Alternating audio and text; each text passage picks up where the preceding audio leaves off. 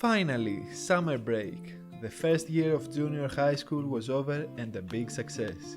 Minos Thalassinos, A in biology. It wasn't just the grade itself, but the satisfaction of achieving a perfect score in his favorite subject. When he once asked his teacher what the word biology meant, she told him, "Minos, it's the science of life." And right then he thought to himself, life equals the greatest gift. Biology must be the subject. With a couple of biology books in his backpack, recommended by his teacher, he finally arrived on the island of his grandparents, Grandpa Nikolas and Grandma Myrsini, for the summer holidays. The place was called Thermi, a small island in what people often called the Forgotten Routes. The sea was Minos' greatest love, and summer meant a long-awaited reunion with his vast, beloved blue. In the winter, his connection with the sea came through documentaries, movies, and of course, the Encyclopedia of Jacques Cousteau, which had a special spot in the family library. His father had owned it since he was a child. The photos of underwater expeditions would hold Minos' gaze for ages. Yes, he had made up his mind. He would become an oceanographer, a marine biology researcher, but for now, his research would begin in the waters around his island. As soon as he arrived, he hugged and kissed his grandmother, and took off running straight to his favorite beach, Fikiada. A thick carpet of seaweed stretched from one end of the shore to the other, and Minos loved it. He couldn't get enough of the salty, iodine-rich smell, the crunching sound under his bare feet, the way he could dive into it, roll around, and play his favorite game, Seaweed Rain. He'd gather as much seaweed as his arms could hold, lift it high over his head and whoosh, dump it all over himself. Some strands would get tangled in his thick black curls, and for a moment he looked like some ancient sea deity. Greek? Not exactly. More like a multicultural one. If you counted, of course, his Hawaiian print swim trunks. But that day at Fikiada, there wasn't gonna be any seaweed rain. It was more like a deluge. Two groups of people were facing off, arguing loudly. One side crackled like lightning and the other rumbled like thunder. And in between them, the bulldozer kept moving back and forth, its engine only adding to the storm of noise. Curious, Minos edged closer to the chaos. Now he could see them clearly. On one side stood Mr. Telemachus, the island's hotel owner, backed up by Captain Panagos, the trawler owner. One was cutting, the other was stitching, busy plotting something, clearly. And on the other side, wait, yes, that's my grandpa Nikolas, standing firm with his fellow fishermen. Minos didn't go any closer. This mystery would be solved later, at lunchtime.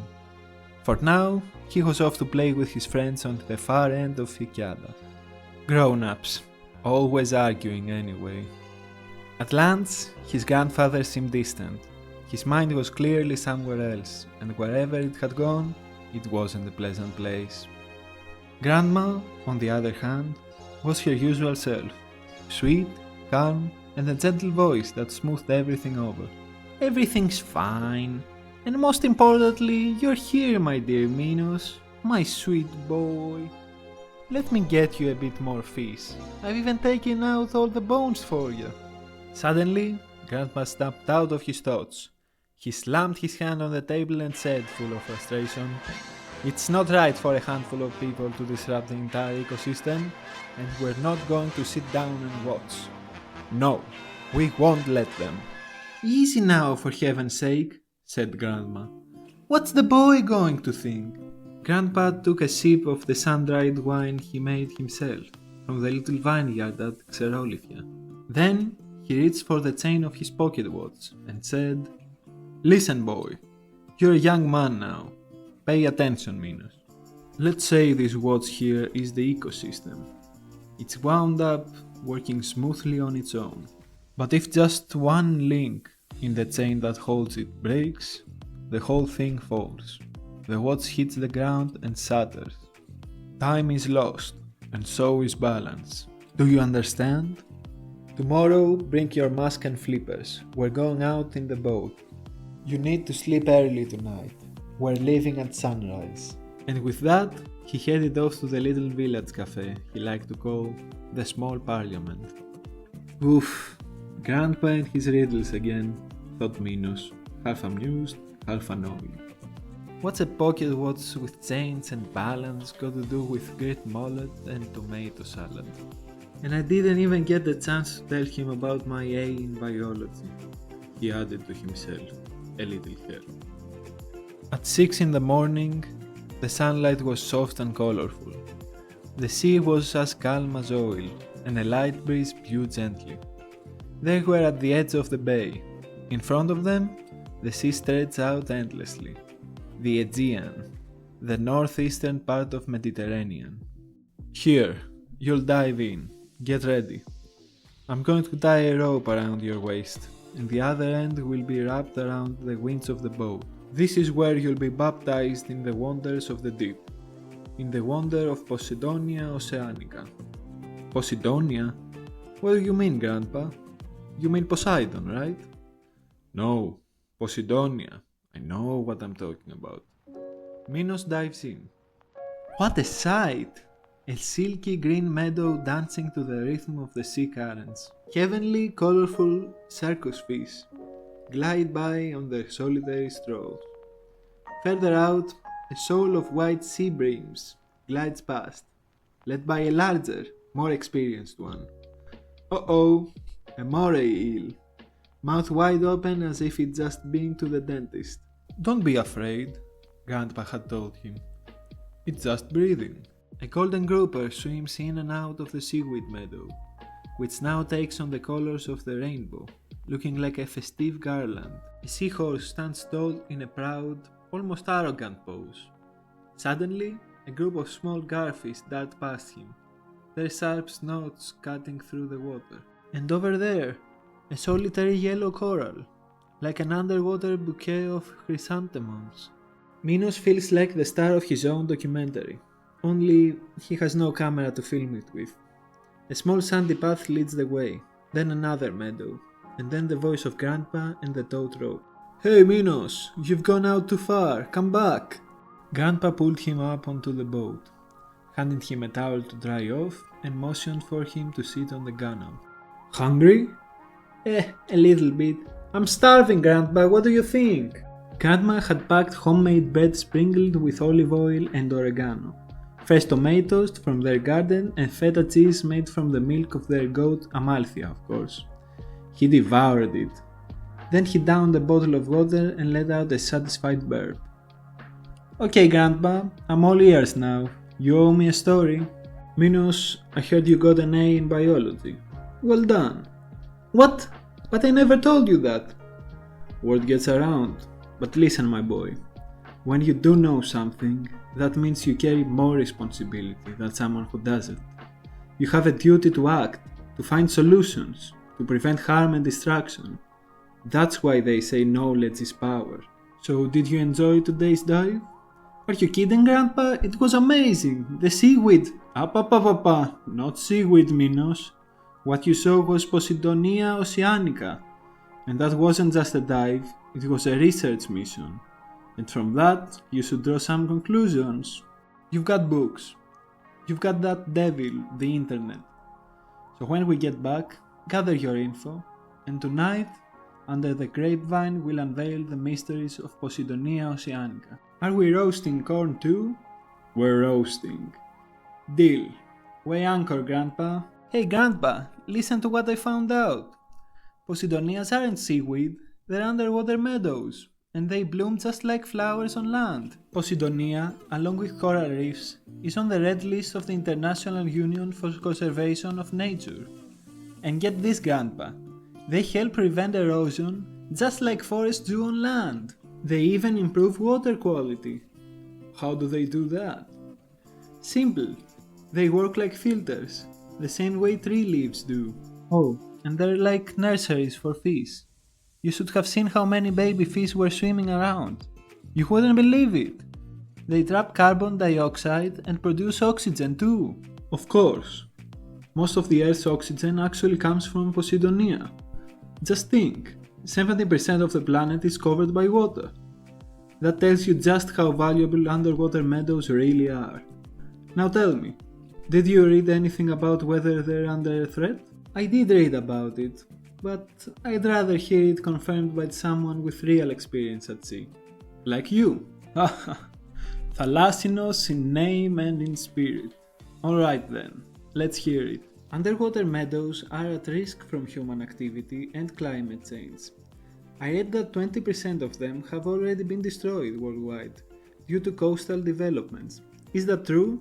And Grandpa, why were you arguing this morning with Mr. Telemachus and Captain Panagos? Listen, Minos, I wasn't arguing with Telemachus or Panagos. Not really. I was arguing with what they stand for. What do you mean? I mean, well, one owns the big hotel behind Fikiada Beach, and the other owns a large trawler with dragging nets. One of them wants to clear the beach of seaweed so he can attract more tourists. He says he's offering them modern comforts, not a swamp. And the other one? He's dragging the seafloor with his trawler, ignoring all the coastal fishing regulations. It's blinded them, Minos. They can't see past their own noses. But you, your generation, you need to understand. Like I told you, if one link in the chain breaks, I know, the whole chain falls apart. Minos pulls out his phone and starts typing quickly. Achilleas, Manthos, Anastasios, Pipitsa, Eleni, Marinaki, Stelio. Meet me now at my grandpa's house. Back at the square, in the cafe known as the Little Parliament, nearly all the regulars are gathered. Grandpa Nikolas and his fellow fishermen sip their ouzo, reminiscing about their adventures of their youth. At another table, Mr. Telemachus and Captain Panagos sit drinking their espressos, murmuring about politics with the air of a quiet conspiracy. Nearby, the now retired principal of the island's primary school was chatting with the mayor. They reminisced about the island's glory days, back when the school had 6 full classes and the square overflowed with children, winter and summer alike. Few grandmothers sat nearby, treating their visiting grandkids from Athens to ice cream. Tourists lounged under the cool shade of the old plane tree, nibbling on watermelon and feta. That peaceful routine was suddenly broken by the sound of cheerful voices and laughter. It was Minos and his friends, and of course his guitar. He'd brought it mostly to impress Marina. Now, with Marina by his side and the guitar in hand, he began strumming a well-known island tune, the kind once played and danced to by the whole village. Even Mr. Telemachus and Captain Panagos used to dance to it. But this time, the lyrics weren't about the love between a boy and a girl, they were about a different kind of love. For nature, for life, the kind of love that gives birth to all the rest.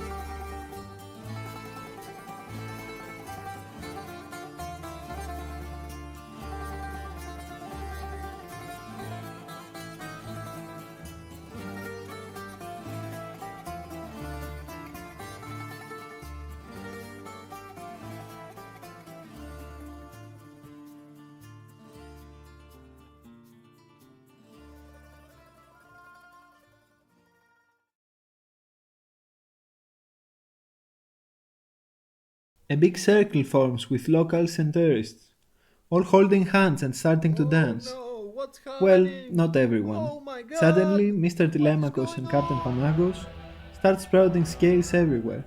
Captain Panagos turned completely orange, and his mustache looked like a red mullet. Mr. Telemachus couldn't control his body. He was opening and closing like a beach chair. Seaweed began coming out of their mouths and ears, tying them together like a ball rolling down the square, bouncing left and right through narrow alleys until it reached the harbor. It fell into the sea and a huge sea turtle gobbled it up in one bite. Hey, Mr. Telemachus, Captain Panagos, what happened? Are you okay? We're fine. And they walked off, heads down. In a nearby part of the dance, Grandpa Nikolas winked at his grandson, the now famous Minos of Posidonia, Oceanica.